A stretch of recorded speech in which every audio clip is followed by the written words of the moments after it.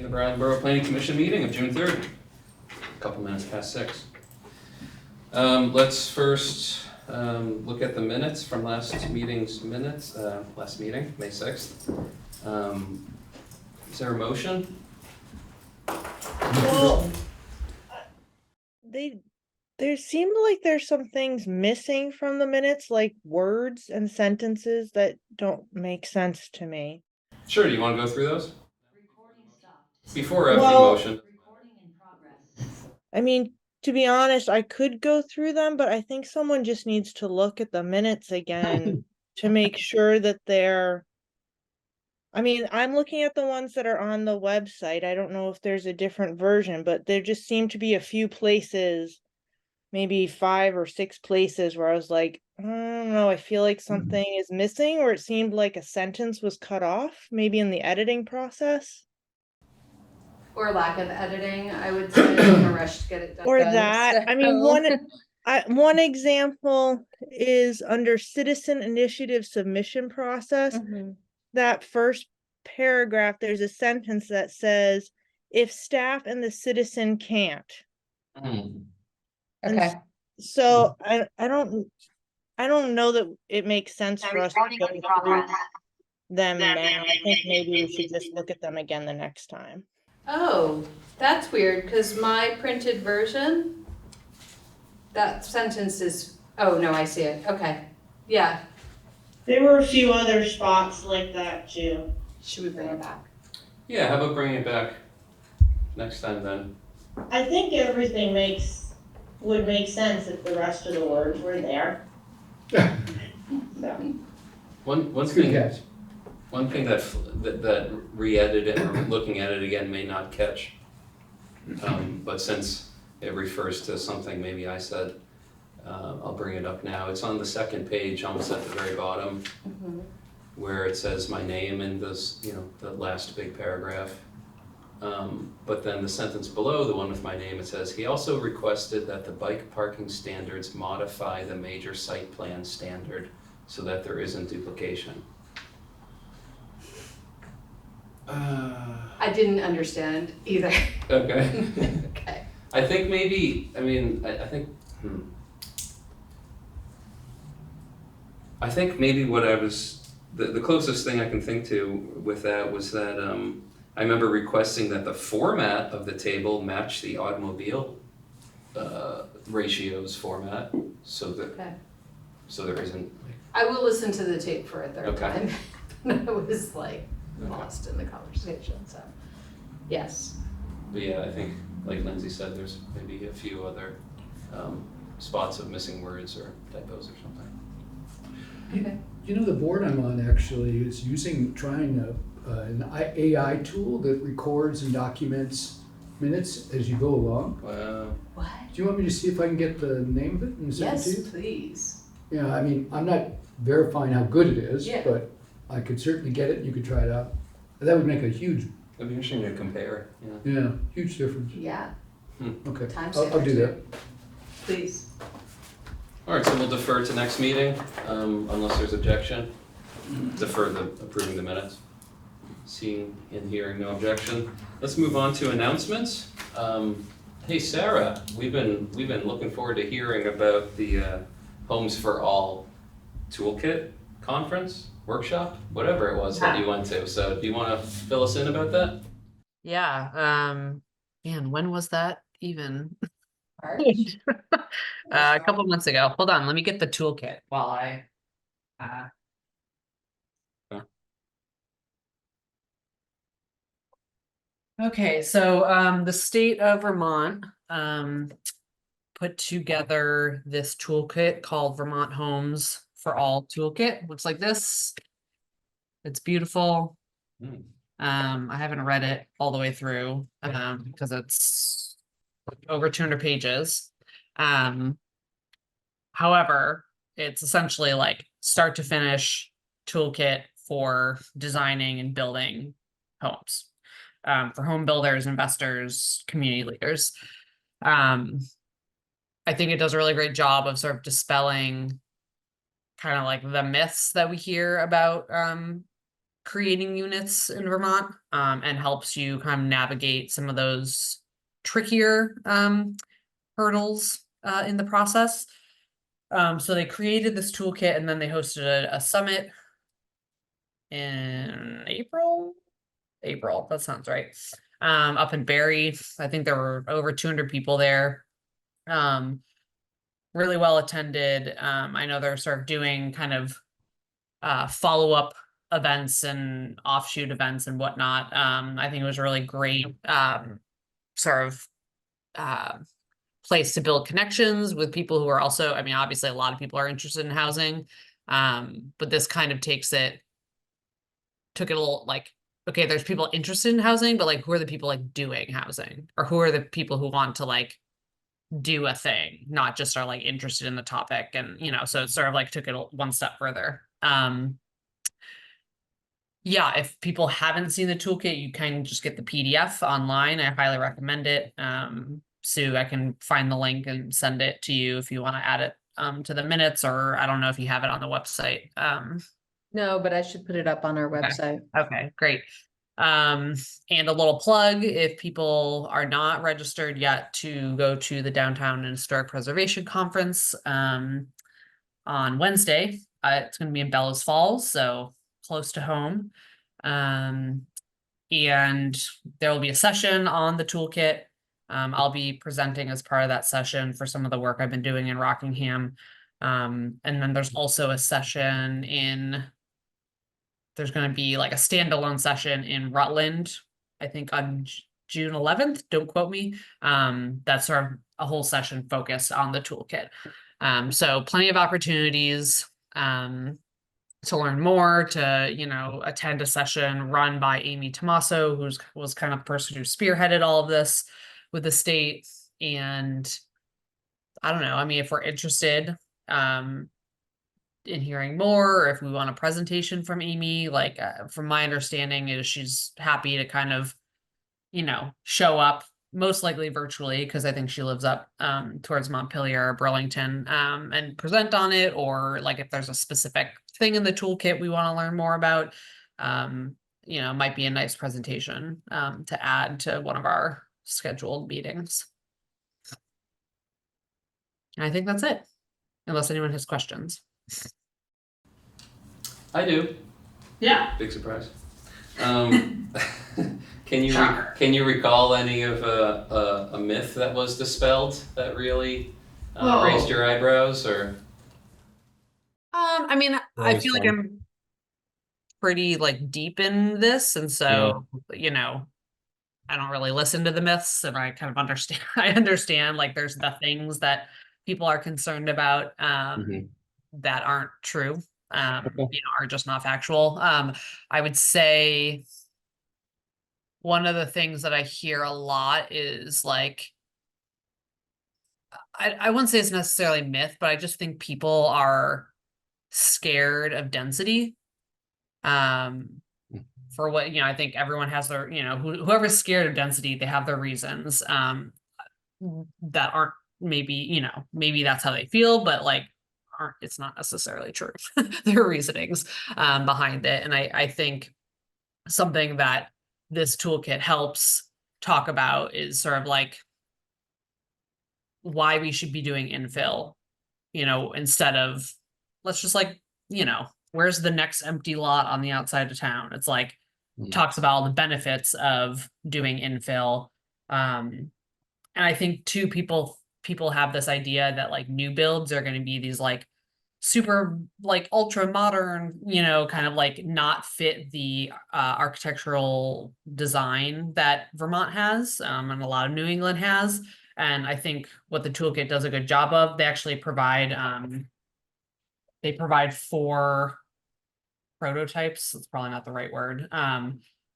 That could be used for like potential infill projects, and they're like very specifically, had an architectural firm out of Boston put these together after doing a lot of research on like what the style is.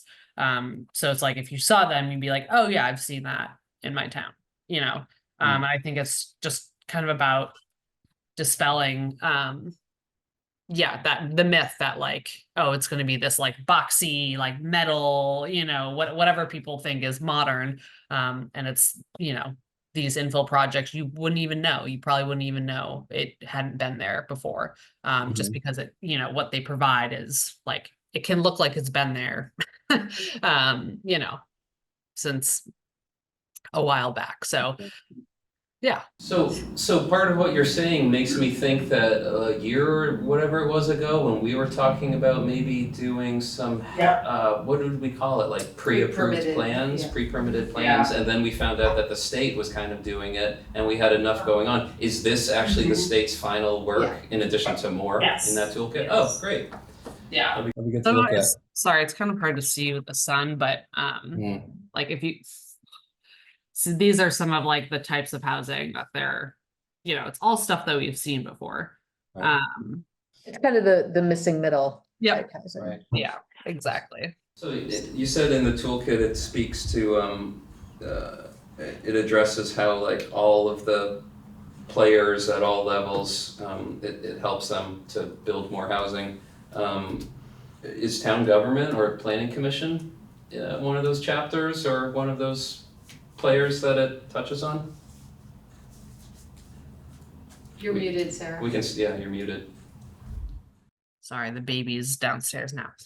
It definitely sort of talks about like, how do you approach your town government? If you're going to need permits to do things, here's kind of the easiest way to go about it, if you will. Trying to see.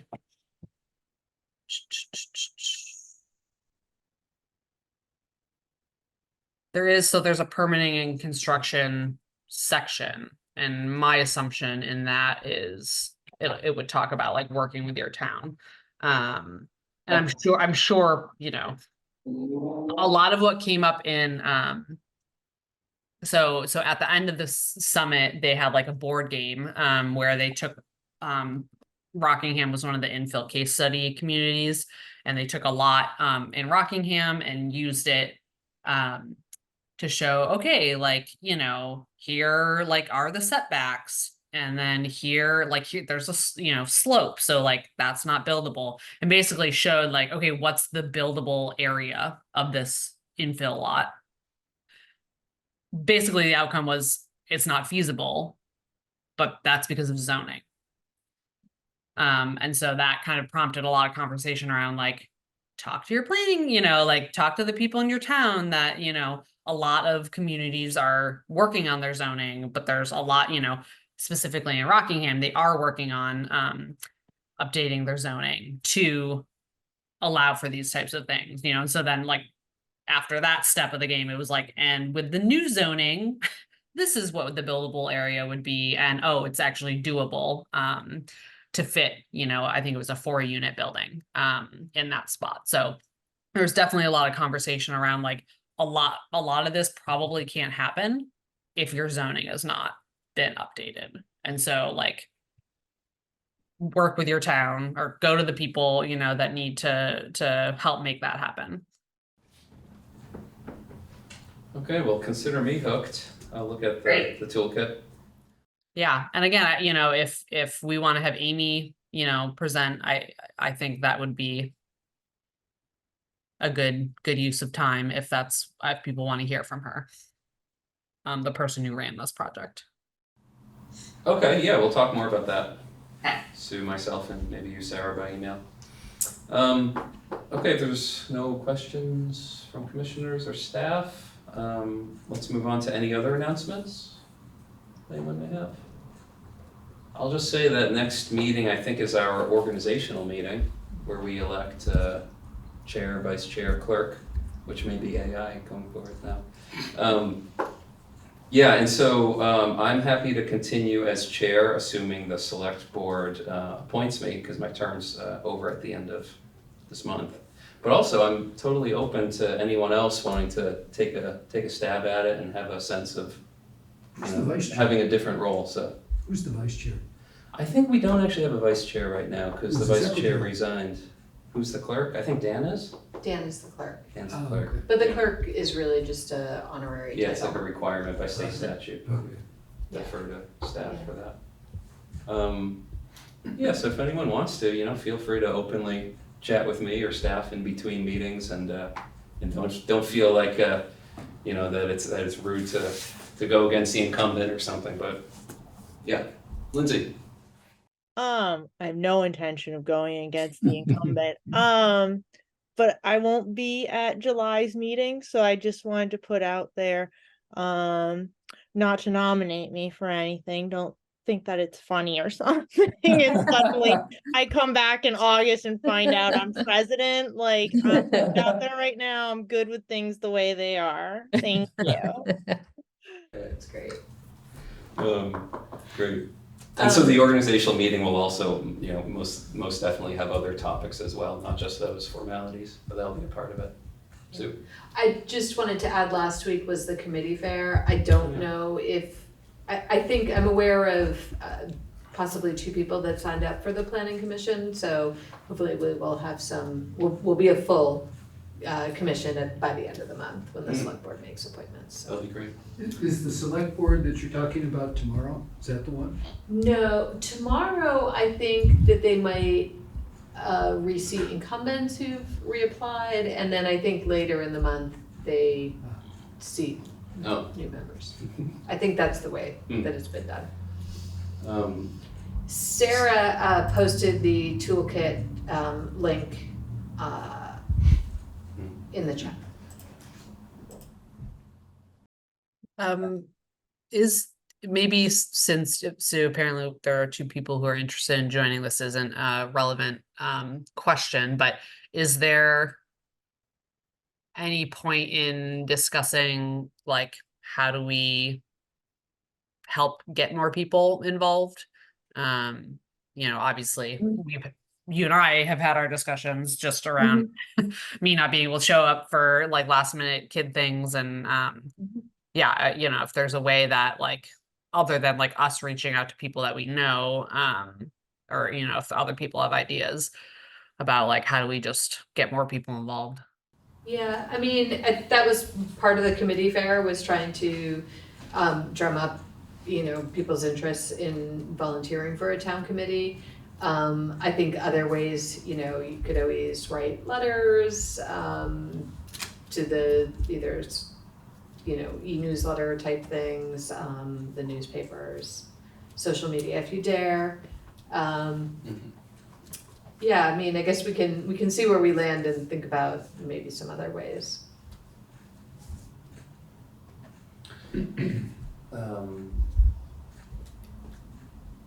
So maybe before moving into the substantive agenda items, I'll call them. Do we know who iPhone 262 is? Is that a member of the public, or? I thought it was you. No, I mean, we have our public comment period at the end, but if, this person wants to Ask them. say something sooner. iPhone 262, if you'd like to speak, feel free, or speak later, or just You observe. probably want to make sure that they're. Oh, Mr. Reichman. Oh, It's me, Ron. Ron, you always come in with different names. Yes. Yeah, how come you didn't use one of your other 262 iPhones? How come you chose that one? I'm not in charge of the iPhone numbering system, and it gave me 262. I do not know why. So anyway, no, I'm just eavesdropping and listening, just because you guys do really important stuff, and I often feel like I'm just playing catch up. So I thought I'd tune in a little bit and see what's going on. Okay, well, feel free to raise your hand at any point, and Well, actually, I have to leave now and Oh. go to a meeting of the Wyndham County Democratic Committee. okay. But I'll be listening as long as I have cell contact. I see. Okay. So anyway, carry on. Thanks, Franz. Let's move on to the 2026 town plan agenda item. Right, so tonight, what we're gonna do with the town plan is we're going to approach the planning commission just as we've been approaching the other committees that are chartered by the town. Because the planning commission has an area of responsibility, and it has, obviously, it's important to get the input from the planning commission on its area of responsibility. So, I've been emphasizing every time we talk about this that I feel like my role is process, not content. This time, we're gonna come to the planning commission, and we want content from the planning commission on the area. So, I talked, in our group of 3 that we have every Friday, we talked it over. And this also gives us an opportunity to try a couple of processes out, to try using, the whiteboard feature of the Zoom in a friendly environment. So if there's some hiccups, I apologize for that, but understand that you're doing the bigger process a service by working through it and participating in it. Tonight, we did think through how much time we thought each little thing that we're gonna do is gonna take. But I want to be really clear, we're going to take an hour. And, when the hour comes, we'll stop. And then next meeting and the meeting after, and how many ever times it takes, we will finish this stuff up. So we're going to stick to that hour, and we're going to do as much as we can in that hour. Now, what we're going to do is we're going to start tackling those 3 questions that we asked the other committees. Everybody remember the 3 questions? There's 2 questions in the memo. I put 2 questions in the memo. That's fine. I mean, look, we decided which 2 were the priorities and which one we wanted to start with, and all that's true. But understand, this is the same process that we're going out to the other committees with. We just decided this was the right priority to start the questions on. Okay? And with that introduction, take it away. By the way, I wanted to contribute, and one of the fundamental rules of facilitating is that you never facilitate and contribute at the same time. So thank you very much, Sue, for facilitating, and now I can contribute. Except for small boards, it's very common that the chair also contributes. Yes, I know. I know it happens many times, and I've seen some horrible catastrophes as a result, so I'll be a purist for now. Not here. Because frankly, here. we decided Sue was better at doing it anyway. That's what happened. I'm fine with that. Well, the 2 questions that I put in your backup material. First, we wanted to do a SWOT analysis. I think most of you are probably familiar with SWOT's: strengths, weaknesses, opportunities, and threats. And we wanted to do it in terms of areas that pertain to the Planning Commission's responsibilities. So in the backup materials, I gave you information. It's both in our bylaws, but also in statute. And the Planning Commission's responsibilities are broad. We've talked about them before. We've got the town plan, we've got land use regulations, we've got housing, economic development, transportation, energy, you name it, natural resources, can be all within the purview of the Planning Commission. So are you all familiar with a SWOT analysis? No? So basically, I'm going to share a whiteboard that I put together on the screen.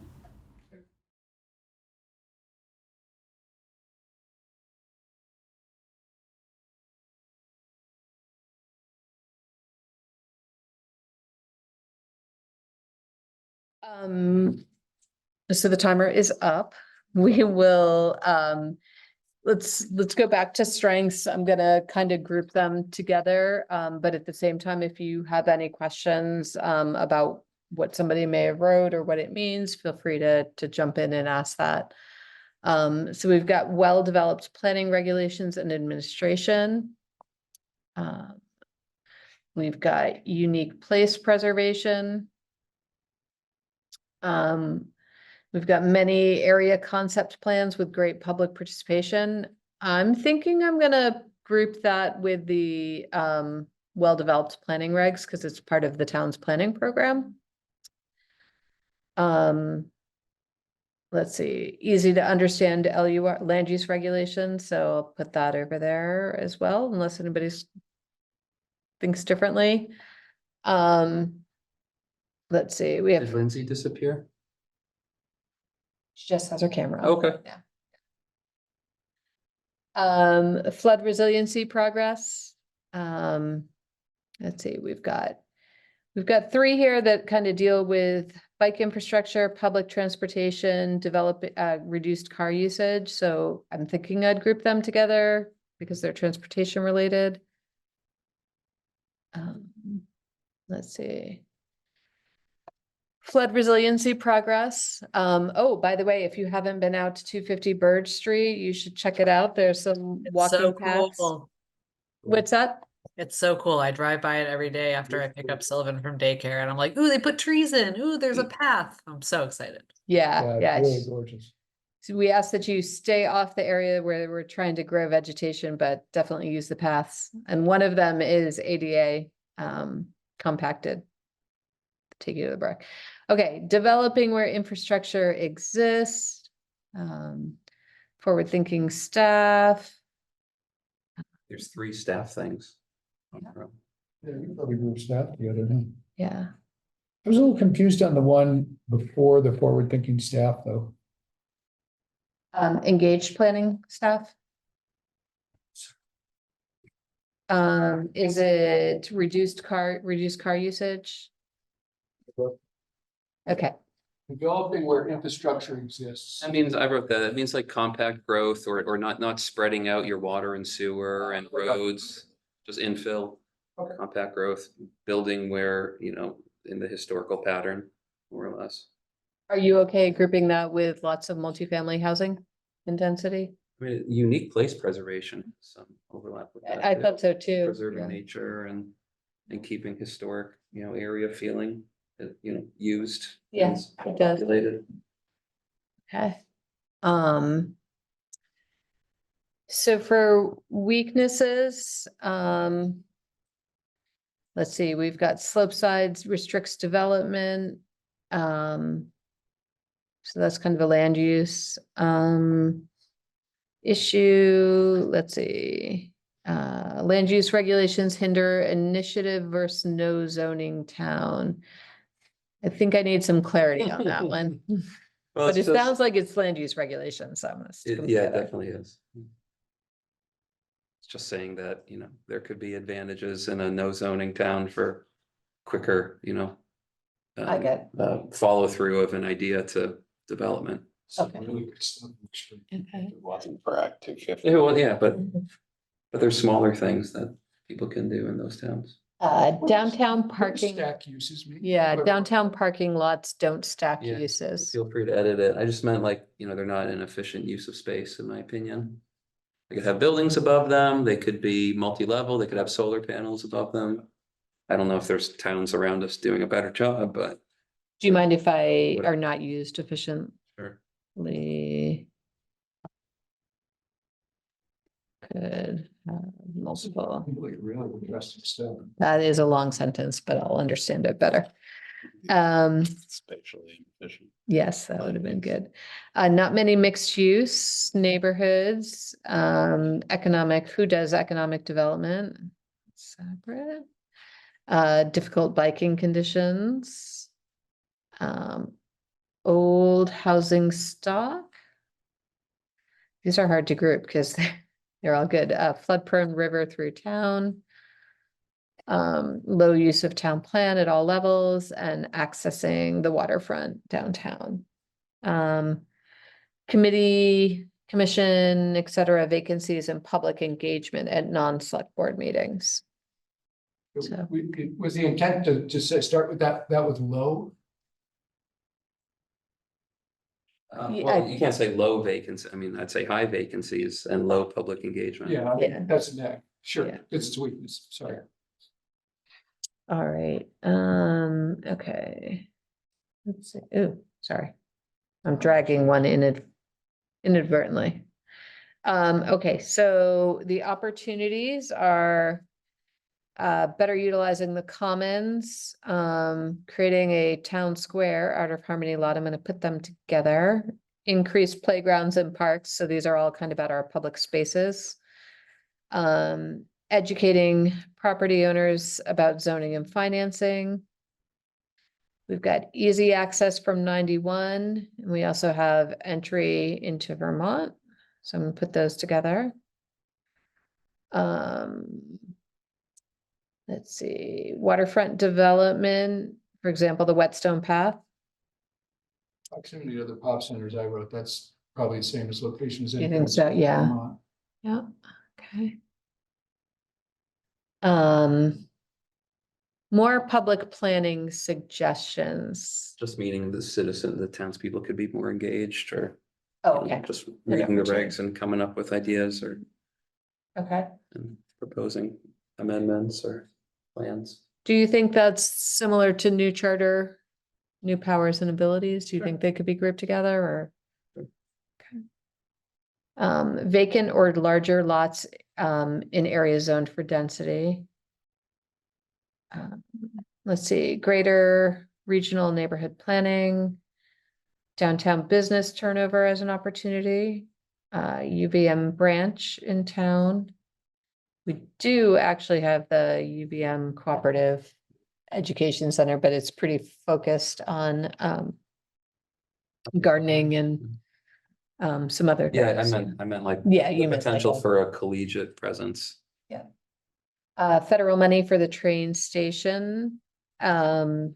So, I would put that with the 91 entry proximity okay, type stuff. It seems similar. and then electing planning commissioners may energize commission's work. Okay, thank you.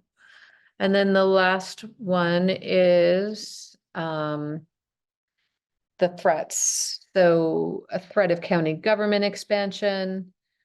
Whether that's very realistic specific. or not, it's a possibility. Did you mean literally that if county government expanded, it would be a threat to Brattleboro? Yeah, because some people propose it as like a more efficient thing instead of every town having its own thing, but then a result is that there's less local control. Okay.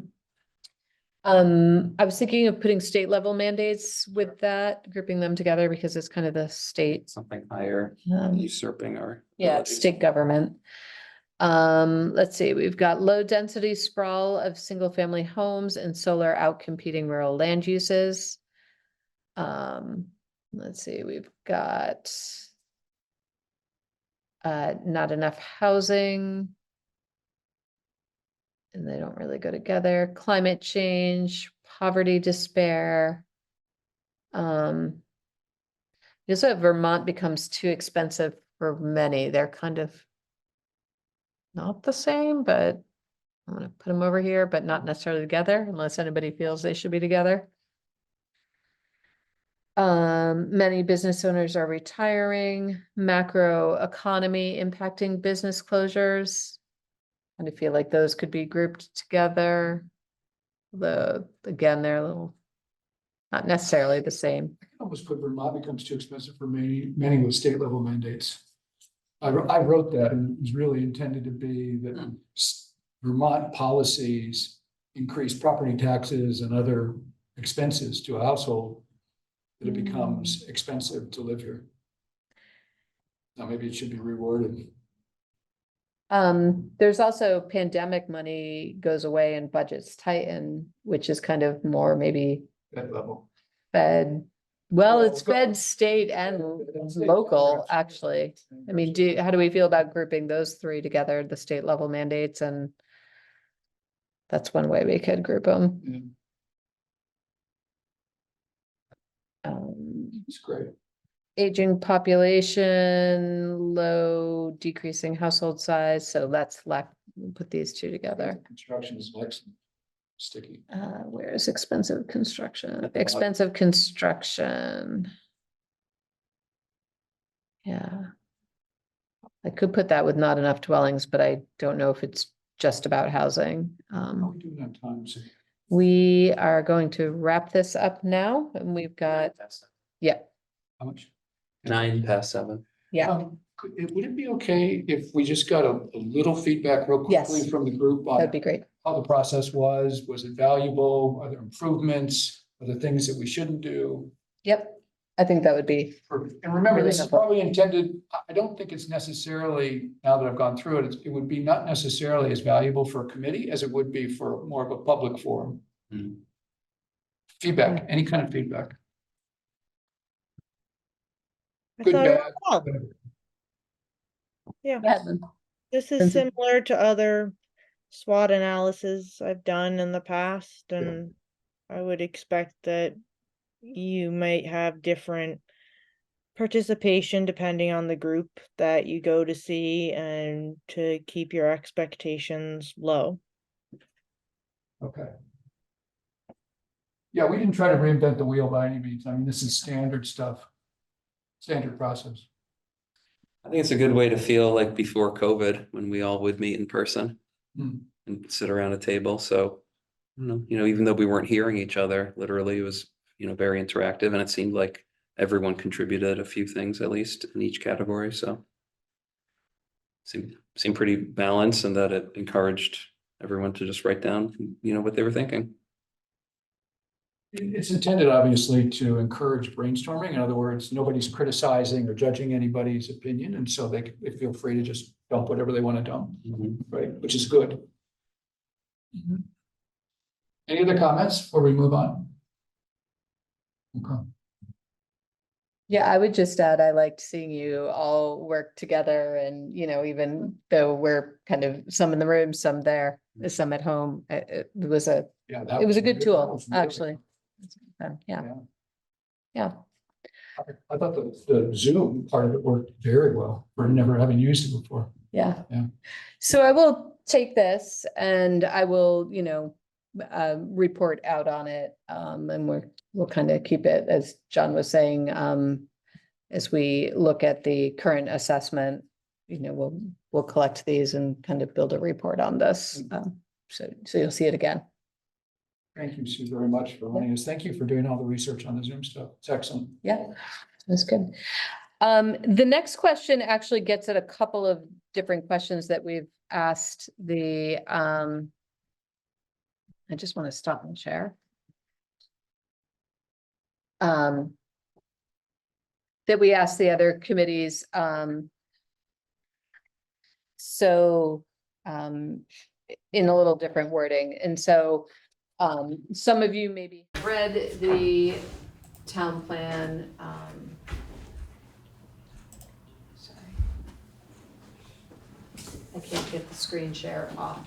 Anyway, the question that I have for you is, what are existing gaps in the town plan? So if you're familiar with the town plan, are there areas that you think that the town plan doesn't address very well, doesn't address at all? For example, maybe climate change, like I might think that there are certain pieces in certain chapters of the plan, but you might read it and say you think it totally misses the boat and doesn't really address climate change. So want to hear what you think are gaps in our existing town plan. This would almost be another good space for the same thing, Oh. for the same sticky note. Well, we discussed that actually. We thought that might be the case, but then, we're kind of short on time and we're Yeah. trying to Yeah. squeeze all this stuff in, but that's a good input. That's great input. It would just take 5 minutes. Yeah. Oh, that's great input. I have a list. Does anyone want to go first, or? All right, Sue mentioned climate. Yeah, we spoke a while back about green zoning, and well, let's keep it brief because in the interest of lack of time and in the other way. Yeah, some sort of climate or environmental plan. You know how our town plan is made up of subset plans. That would be like response to the climate change? I'm Yeah, just so trying to clarify. I'm so not trying to it's change current it. conditions predicting what's going to happen, Yeah, yeah. and So it depending gets warmer. and then what we'll do to Okay, to okay. to respond, goals, Excellent. actions, and policies. I think the vision for Brattleboro that we currently have, it's fine and it's great. It's just continue as a major population and employment center, and retain and build on quality of life. This is just kind of generic. It's like I can imagine almost every single town in the entire country or world says those things, except for the ones that aren't major, except rural towns. I mean, it's something a little more. It'd be great if we could find some cohesiveness amongst everyone who participates in this redo of the town plan. I think something that's more gripping or Do you want, unique. is it a word change or is it more specifics?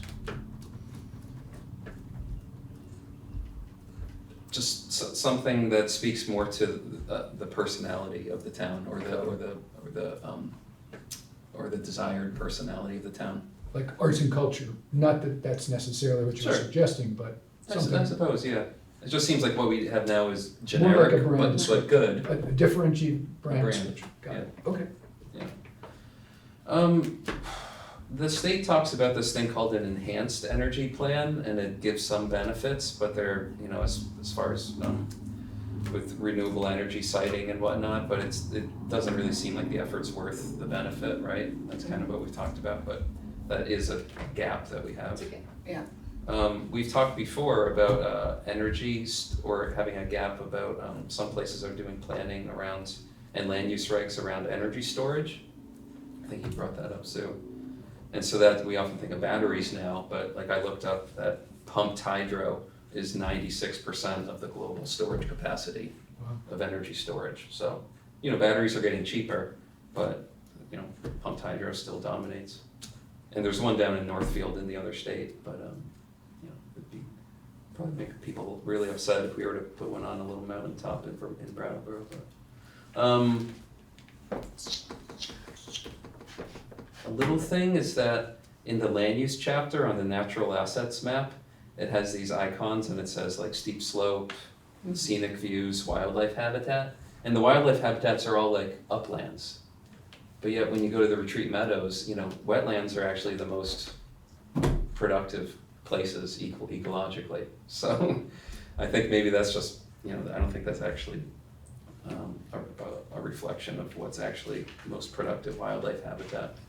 Although the upland is the least disturbed, as far as ecological productivity, uplands are the least, besides deserts and, Arctic or glaciers. And then also, you guys will be familiar with this one, I don't think the town plans historic preservation mentions and rationale line up with our current land use regs and or the actual desires of the townspeople, except for the downtown and West Brattleboro village centers. But as far as should Estiville or Sweetville or Clark Canal or Orton Homestead be preserved or not, and to what degree? That's helpful. That's a helpful list, That's all great. yeah. Does anybody else have Sarah, anything they Lindsay? wanna contribute?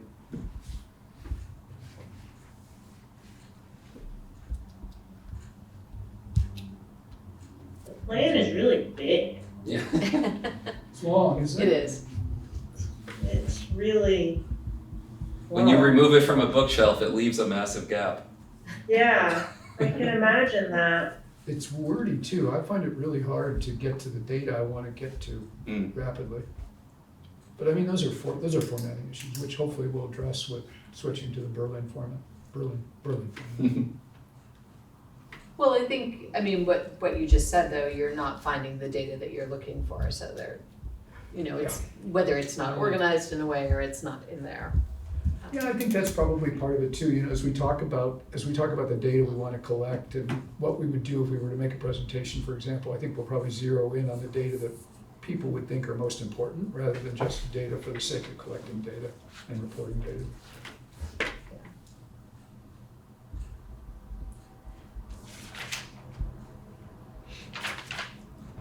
Okay.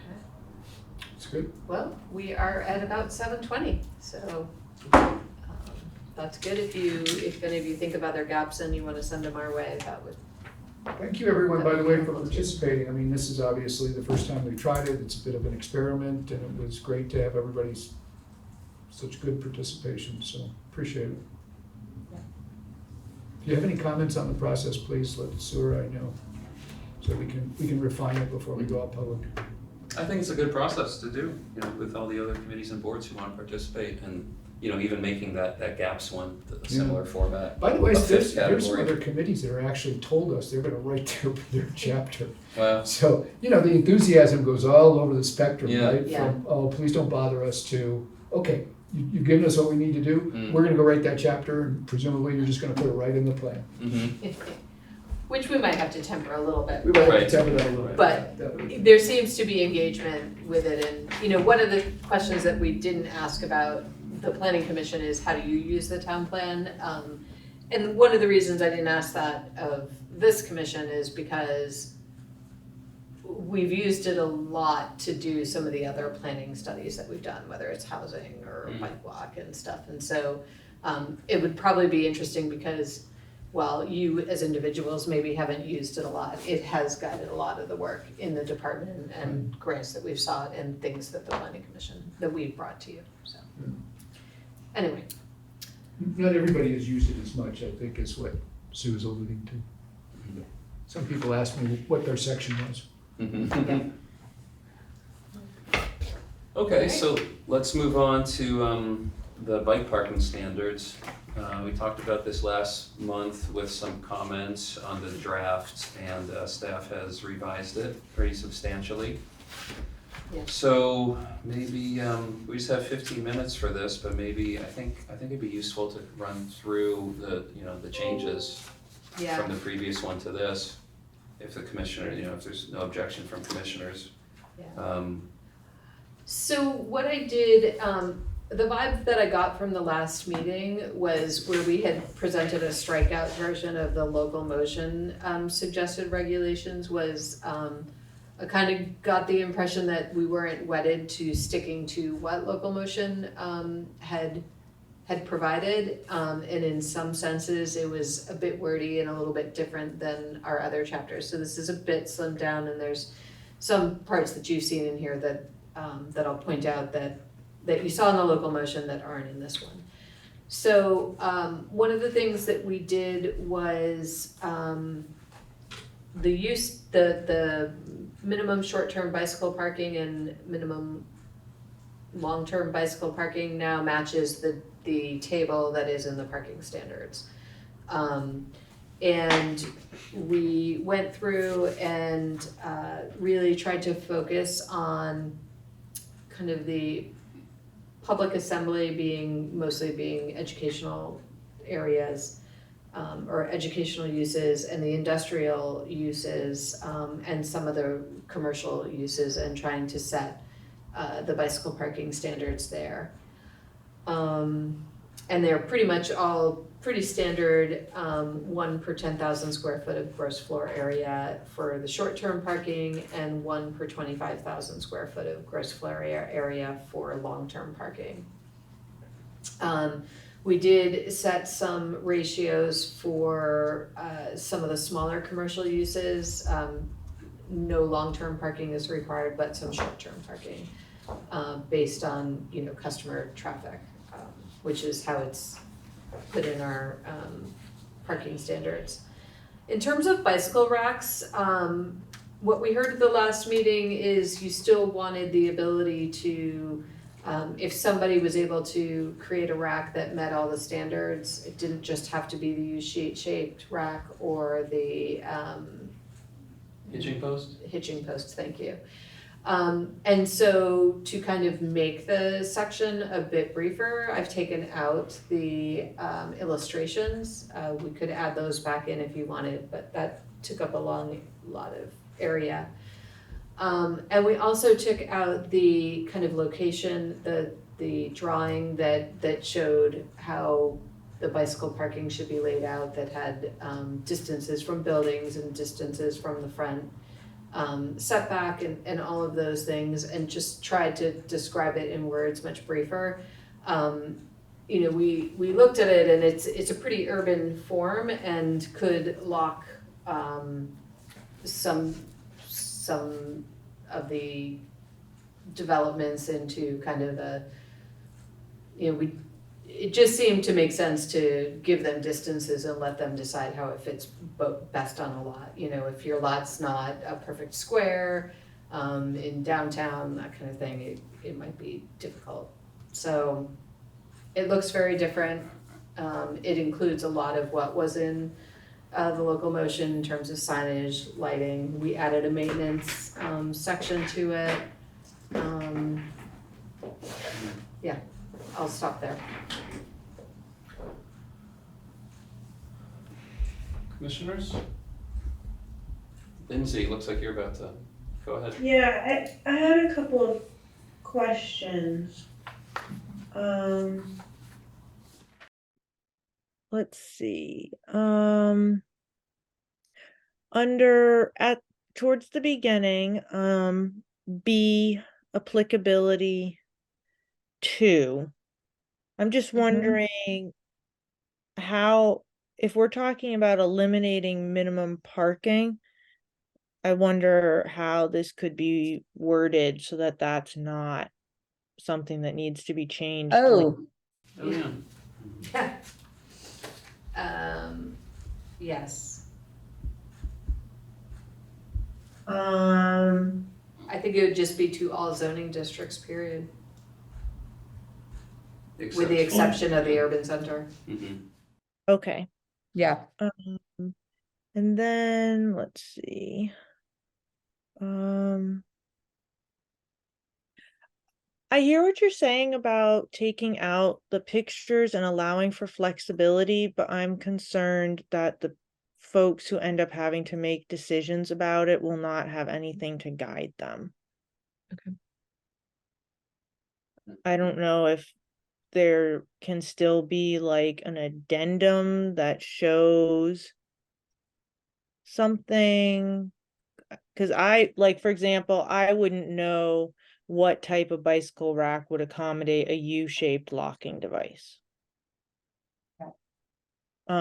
So I just think that, I don't know, I find pictures very helpful, but Are you talking about both the pictures of the bicycle racks and kind of the site drawing that shows the distances, or? no, I'm thinking more of the actual bicycle racks.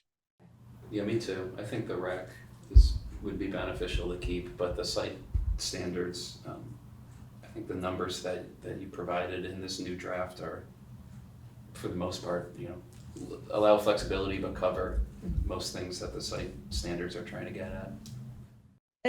And under location and dimensional standards, number 1, it says bicycle parking may be located within 50. And I was just concerned about the verbiage. It's definitely not strong language. I mean, if Yeah, you want it within so- 50 feet, it should be, shall be. I would think so. Yeah, so I don't know what the answer is. I was just noticing that. Okay.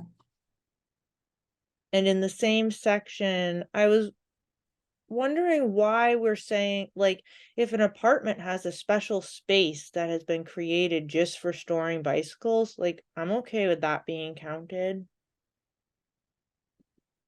I guess, Can you direct us towards that? The wording? It's the spaces located, is this where you're talking about? Yeah, Oh, I So mean, it I guess says- I see how that would not serve the entire building for for example, if they only put it in one apartment.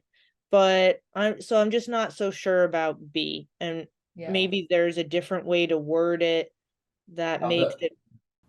How about it subtracts that unit from the total number of So units? Steve and I had a lot of conversation on this, and we were on different sides of it. And my argument for it, I saw it as a standard in another town, and I kind of liked it because, if they show a closet with, a bike rack in it, we're never gonna know if that remains. I mean, we have less of a chance of enforcing on that than a room in the basement of an apartment building, which, is still probably pretty tenuous as to whether or not But we're that's going to be able to. a one spot inspection instead of Yeah. 7 through Yeah, 30. so that was the thought, and they might come in with a design that says, oh, they can store a bike here, Mm. but in reality, it's also serving this, and this for the unit. So that's why I felt that it should remain, but That's a good point. I guess I'm not familiar enough with how we word things when the body that would be making the decision about the plans can offer exceptions. Like, for example, if a contractor came in and they said, we're going to do this amazing 4-unit building, and every apartment is going to have its own storage locker that is only really applicable for a bicycle. How do we tell, I guess is it the DRB here? Like, Yes. the guy would be okay with them making an exception for that, or do we not do that? It would be Brian, but also Oh. that in a 4-unit building wouldn't come into play. Well, but in a large, like, building. yeah, in a 12-unit, I mean, this is kind of your situation. You were talking about, you do have a storage unit in the basement where a bicycle could be stored, so it wouldn't necessarily need to be a separate room. So we could create waiver language right in here that, because we have it for, like, you know, we allow shared parking if one of these situations is met or something like that, or, you know, we waive the parking standard previously. I think what I'm getting at is just that I don't want to discourage them from putting in storage in an apartment. I don't think it's probably ever going to happen in the types of apartments that are being built in Brattleboro, but I don't want to discourage it. Okay. Yeah, I guess if it helps to frame the conversation, when we had sort of batted it back and forth, my thinking was that if we do allow for either kind to count, it seems tenuous how much we could really determine that it's gonna stay the way that we see it when we actually inspect it. We don't, but you know. Well, You know what and I mean? incidentally, I guess that's something else that could go up on one of those threat sticky sheets that Yeah. apparently we have almost no way of enforcing interior decisions. I mean, it's like ludicrous and insane to me, and I do think it's a threat. But those were all the things I had on that. Thanks. Yeah, I think the kernel that came up when we were talking about it was that if the definition of what the actual bike locker or what have you is applicable enough to either kind, then you could make sure that that was distinguishable enough from just a walk-in closet or whatever, or a bedroom closet, so that you wouldn't just have an apartment where they're like, yeah, that's where the bike goes, and try to get us to consider that bike parking. So if it was substantial enough that it needed to be locked up and it met the same kind of criteria, it seems like maybe there would be an opportunity for that to be an amenity for specific units, and maybe that flexibility would be preferable, but maybe it wouldn't be. I guess I'll go next, just to make official the couple chime-ins I had with a couple of Lindsay's points. I think that part about it may be located within 50 feet, I think that should be shall be or must be. I think that's reasonable. Maybe there's the occasional situation that isn't, but I'll address that with another point later. And then for, I think the rack design drawings are very helpful. And clarify what's meant by supporting the bicycle frame at 2 points, for example.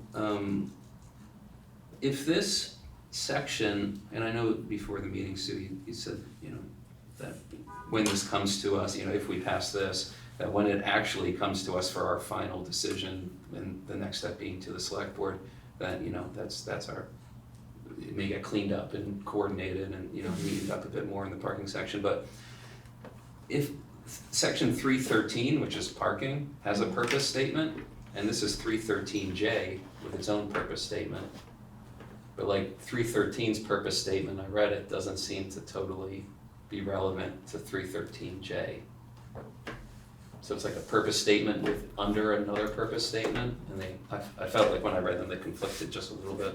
Because the first one was only referring to automobile parking. I forget the specific thing about it, but You may find that the proposal for the next item on the agenda yeah, addresses that slightly, but maybe not entirely. Well, the purpose, yeah, your proposed purpose for section 313 is the Yeah. provisions of the section are intended to control for the number of automobile parking spaces, et cetera. Yeah. But yet there's a subsection that just talks about bike parking. So actually, I was thinking if it's going to be a standalone, it should be a new section, not Oh. actually fall under 313J, Okay. but I never Alright. went back and cleared that up. Alright, So so it it's would just be a the new numbering thing now. 314 or wherever it picks up Yeah. at the end, because, yeah, or depending on what we do with the following, we could work on a version, you know, we could pass the bike parking and then work on just one section that's One parking section. But I that's- wanted to not take those up together because it would be a little overwhelming. Okay. Um, Okay. And the automobile parking section has a provision that says that the zoning administrator may determine, that this isn't a quote, but may determine the closest use if it's not listed. Mhm. Would something like that be applicable here too? You know, if someone's Yeah. proposing a type, so I didn't see it in the list, I think that'd be good to add. And then, would there be some value in the DRB having some discretion in certain ones of these? You know, certain of these provisions, like, I think the first draft had it, and then the current automobile parking has it in some ways. You know, just to potentially give some flexibility. I don't know if I'm saying that should specifically be for certain lines or just the whole section as a whole. I mean, I don't want the DRB just to feel free to just waive the whole section, just The other whenever one someone had says, it. oh, it's costly. Yeah, but- the other one had it, and my interpretation of that language was they may apply this section or they may not, so it was a Oh. little too broad in my reading of it. Okay. But so are there areas that you think you'd want the DRB to have some flexibility in? I Is mean, it- my first thought was like, oh, the ratios, but then if they just have full discretion to waive them or to double them or whatever, then yeah, someone could just say, someone could just say like, oh, it's costly and then just totally strike it. We can, Yeah, maybe not, I don't know, I'll think about it more. I think we just have a little bit more tweaking, Oh, the To do 50 that. feet one, maybe, maybe. if, if there was a particular site condition that. Oh, sure, there you go, Yeah. yeah, I could see that. Okay. And then, for F, number 1, signage. Mhm. Says if required bicycle parking for public use is not visible from the street, signs must be posted indicating their location. But is that, do you think that's the best way of gauging if the bicycle parking is noticeable? Saying visible from the street? What about visible from the access way, the entryway to the property, or the Yeah. the circulation, route? Okay. Or, I mean, one could say from the main entrance, but it's nice to know where you're going when you're entering the property, so I can see why maybe you wouldn't write that. Give a little thought to that. Yeah. Yeah, and well, from the driveway. I don't know if every property has a driveway, uses that terminology, it's more like a residential or. Yeah, I mean, I guess you could have a parking area that's not off the driveway. Right, there's like I mean, 'cause plazas this is for the with multiple bicycles, so entrances. probably need to think about this one a little bit, Yeah. and look at some sites, but. Right, because the landscaping might totally block the view from the street. Yep. Of the rack within 50 feet of the entrance, if there's a huge parking lot and landscaping in between, so I don't know what the perfect wording is, but I think that's what I have. Yeah, I think we're well on our way, and I'd like to see us make a decision on this, and then the next time, and then if we approve it, then the next time we see it, it will be actually part of like a packet of Yeah. land use reg changes that we've accumulated over Yeah. a year or 2 or 3, whenever we decide to do the next amendment. Okay. Round of amendments. John or Sarah, any thoughts on No, this? I saw a couple of issues I was interested in there, so I'm fine. Okay. No, Sarah, okay. Let's move on to the automobile parking standards. Look, I Oh, could sure, interrupt John. and just have a question. Mhm. I was reading Oh, over wait, we this- didn't vote on it. Oh, right, go ahead. Do you need to vote on it? It sounds like there's some minor changes to make. Do you wanna vote on it? I think we can move to approve this draft with the changes that we've made, a couple of or that we've asked for, requested staff to make for us. I think a couple of the changes you just are, Right. you're saying that like you're gonna look into it more, and I think that'll be fine just to, personally, just to see that at the official time, that which may be a preparatory meeting for an actual Right. public hearing is Right. what we've done in the past. Yeah. So there'll be both that preparatory meeting and the public hearing too. Yep. So I think that's sufficient. I think we're really close, at least in my opinion, I support this, so that's the motion. How's that? So John seconds it. All those in favor, please raise your hands. Okay. Sarah, Lindsay, myself, and John. Okay. Great, and John, you wanted to say something before automobile parking? Well, and maybe I'll just ask the question, you'll answer it. Are we really going to set a legal requirement that that a developer or a owner can't have parking beyond a certain number? We already do have it. For automobile parking, you're talking now, Yeah, and Steve answered, yeah. But there's some outs. There's an out, right? If they prepare a parking study, it says parking study in one place, it says professionally prepared parking study for something slightly different in there. And then I don't I'll talk know to you if offline. it's I also don't up to wanna the. derail this, but Yeah. I'm completely confused by that. Places often build way too much parking for their needs, and this contributes to flooding, it contributes to pollution, it contributes to heat growing in the area, the more paved surfaces we have. And so this is not an uncommon practice now in a lot of places to try and limit the parking to an extent that is more reasonable instead of what is physically possible on the site, limiting the coverage of the site, the impermeable surface, Okay, well, and thank not you. to mention the general unsightliness of expansive parking lots. I probably had too simplistic a view that a developer would not spend money to create parking if the minimum was below what they were creating it for, so, Sadly, no. okay, Yeah. okay.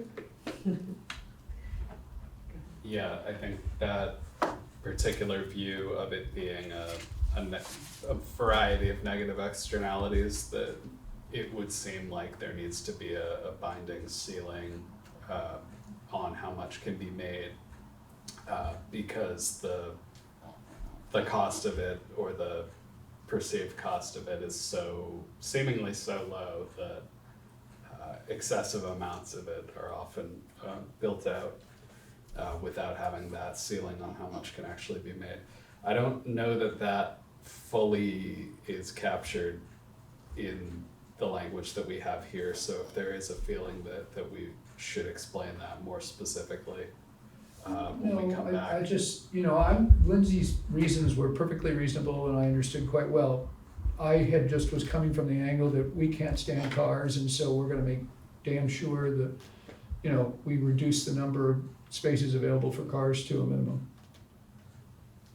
That could be a little fraction of the motivation, or a lot, I don't know, but yeah, there's all the reasons Lindsay said, and there's stuff in our town plan and regs, We and have a lot of things to do, I'm not sure. yeah, Lashing out against cars would be my priority, simply for that reason. And Right, no, again, it's not. Lindsay made some great points, and so I understand things like flooding and and there's urban heat effects and stuff like that. compact development too, trying to have efficient, closer Yeah, but growth instead of. I assume somebody bought the property, when they buy the property, they're gonna fill it with as many units as they can fill it with, and parking is a secondary consideration. Now, I'm not a planner, so I don't know that. So again, I'm derailing it, I'll talk to you guys offline.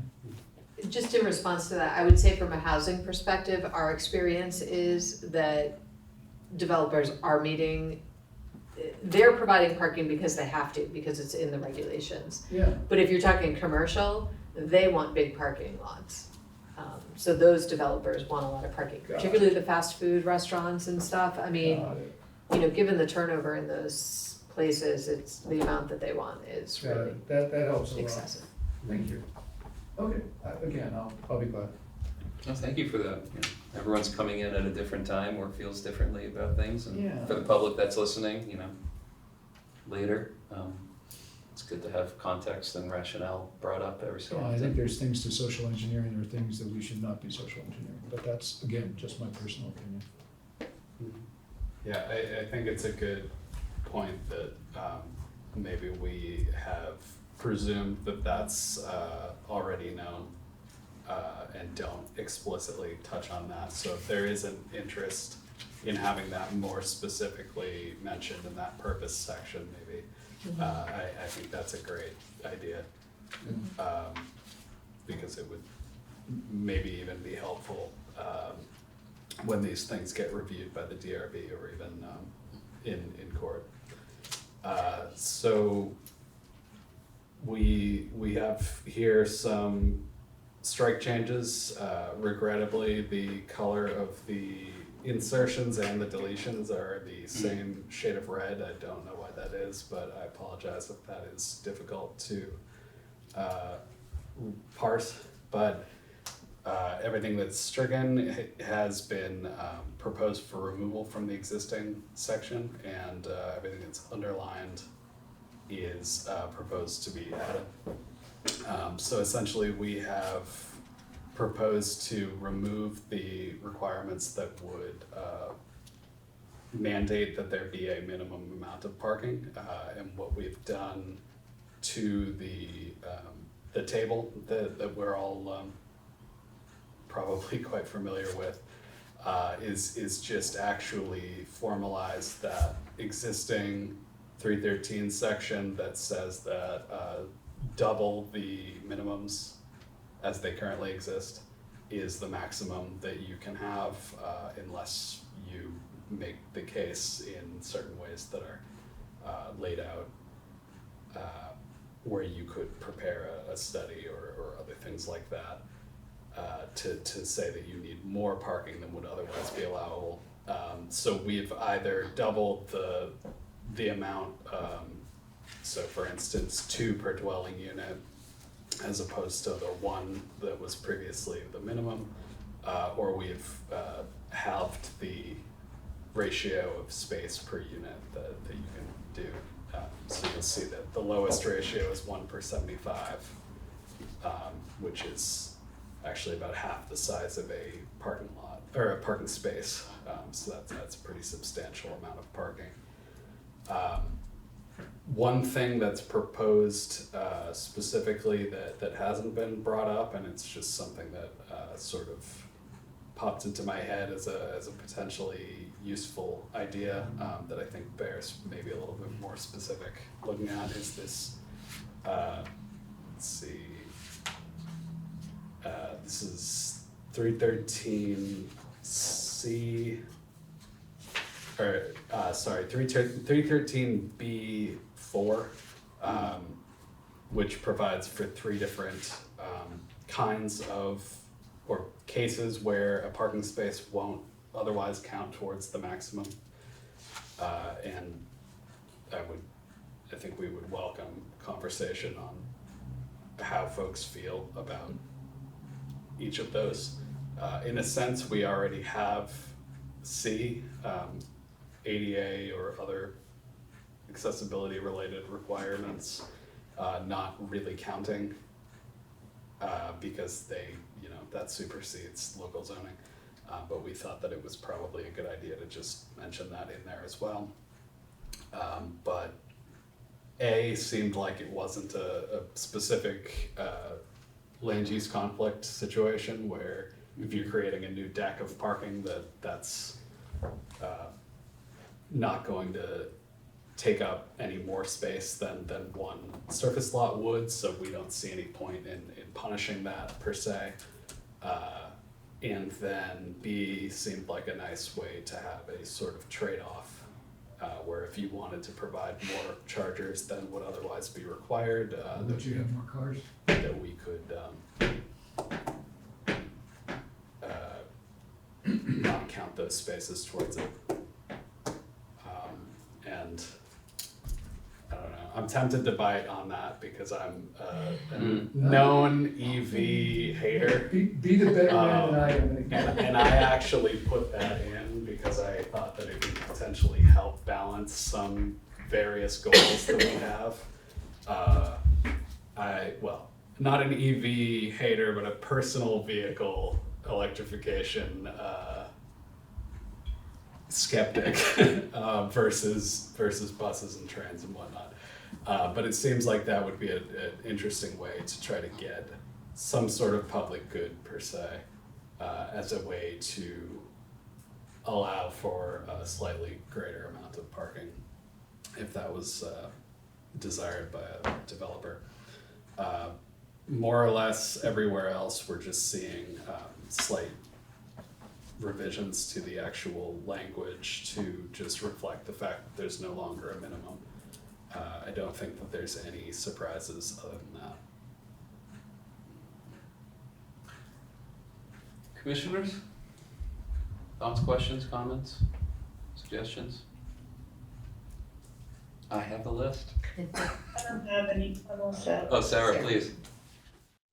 Have you seen examples of other parking standards that have gone, well, maybe they didn't switch, but that are maximums? I feel like, when we talk about parking standards, it's always been minimums. And so I'm just, until looking at, what you said along, I was like, oh, yeah. And I guess, did you see it somewhere else? I'm just kind of curious where that came from. Yeah, I would encourage folks to take a look at the parkingreform.org. They've got an interactive map of communities that have made various policy changes on minimums, on maximums, and on a few other things in regards to parking. And we are on there already for our downtown parking minimums being removed, thanks to Brian. So yeah, I would say probably somewhere between 50 to 75% of the communities that have gotten rid of their minimums, from just briefly skimming through the changes that they made. Most of, I'd say at least half, maybe even 3/4 have added maximums or maintained their maximums when they removed the minimums. Steve, what's the site? Parkingreform.org. Perfect, thanks. So on the first page of this, where it says 313C, but that's now 313B actually. It says, except within the urban center district, all development may provide private off-street parking. So is that saying that in the urban center district, no properties can provide off-street parking? Or new off-street parking? No new off-street surface level parking, private, is allowed in the urban center, and it's been like that since, I think, Oh, the 90s or so, so it's already had maybe that. even earlier, yeah. Without any certain cases that have come up where it's just like, oh, that would make sense to allow a new private space in this? Nope. Okay. Well, fine, if it's been working fine, then. That does remind me, I don't think I brought it up. One particular thing that came up while we were doing this, I think that there was an oversight when we did the use tables during the August amendments to the land use regulations, where we left surface parking as a standalone use in the village center and either dropped it down to conditional use or just unlisted it in most other developed districts. That doesn't seem like something that we did on purpose, so I would propose that we either put it as conditional or pull it out. Sorry for my sake again, say again, it was what, and it became It what? is still listed as a permit Permitted. use and we got rid of it or dropped it down to conditional in every other developed Oh. district. So I don't think we purposefully left Just that missed as it. is. So I think Okay. that bears making a change. Well, unless there's objection, how about you just keep good notes for us and roll that into when we do the next thing and however much time, the next land use regs amendment for our review. In the table, I think, or no, the special like explanation below on the The notes. page, yeah, the notes below the table, not the notes, but on the page after the table, 2 pages after the table, it's labeled page 6, where it talks about single room occupancies. Having a maximum of 1 parking space for every 2 units. Now I realize I think that's compared to other things where the maximum is 2 per dwelling unit. This is 1 per 2 dwelling units, so that's 1/4 the maximum. And I realize that single room occupancies are typically, less people living in that than any other type of dwelling unit. And, lower income people correlate with that, so maybe less likely to have a car, but still, I think that's a little low, considering visitors too might come sometimes. So I would say, in recognition of SROs being what they are compared to just the average, like multi-unit dwelling unit, instead of being 1/4 of the maximum parking ratio, how about being half? Does everyone follow that? I think this is already at half. It's saying 1 space for every 2 units. So if you were wanting it to be so that they could propose 1 per room, we can make that change. Because the multi-unit is 2 per unit, Oh, I see what you're saying. so, Yep. 1 person might be in an apartment, and 1 person might be is usually in an SRO, so they'd have 1/4. That seems a little too low for me, in my opinion. Hey, Tom, Yeah. we're 3 minutes from 8 o'clock. Okay. What was the goal of this agenda item? Are we gonna vote on it all? I think to vote, yeah, just like we did for the bike parking, to vote, and then, it will Okay, do be, you think we'll wrap up then? I think we can, I just have one more thing, Okay. and then we can do a motion. Okay. Yeah, thanks for doing that. And then I think we'll skip, what's left, except we'll just say the public comment period, but there's no public, so. Okay. Okay. And then I've been confused, nothing changes with this amendment, or this drafted language, but I've been a little confused in the existing automobile parking wording, where it says that, the amount of parking can be increased if the applicant submits a prepared parking study. Does in one case, it's professionally prepared for the zoning administrator, and then doesn't say professionally, but a parking study for the DRB, so I'm looking unclear about that. Is that on purpose? No, Okay. it should be professional. Professional in here. both cases. Yeah. And then the other point, maybe more importantly, is if the DRB and ZA just get a professionally prepared parking study, do they just have to accept it? Or can they still exercise discernment and be like, this isn't a good parking study? Or this isn't good reasoning, in our opinion? No, typically they can Still exercise They discernment can still and review it? exercise, yeah, I mean, you probably wanna do it with, you can't just because you disagree with what a professional is saying. Yeah, there needs to You be know, rationale and Right. in alignment with the regs. Okay. Yeah, I just didn't want it to be just something where someone just pays and does a study and plops it down and then they met the requirement. I didn't know how much this was like outsourcing our brains and decision abilities to, no, okay, well, great. That's all I have. Is there anything else from commissioners about this? No from John, no from Lindsay, no from Sarah? Someone wanna make the motion? Or should I? Did I say it eloquently last time for the bike parking? That was a rambling thing, but at least we all understood it, I think. We're making a motion to accept the draft with the amendments as elicited during this meeting, then I make that motion. Correct. I will second it. Okay, all in favor? Raise your hand, please. That's all four of us, okay. Let's skip the new business / agenda suggestions unless anyone has anything really important they wanna say. This one's just kind of, in some ways, a formality or an exercise. Things can always be, I'm not really skipping it, am I? I'm explaining it. I'll include the memo that I did there next time. And so let's do our public comment period. No members of the public present. End of the public comment period. Do we have a motion to adjourn? Move to adjourn? I will second. Second. Okay. All those in favor? That's all four of us. Okay, great, good work, everyone. Thanks, Thank everybody. you. Thank you. Have a good night, everyone. Good night. Good night.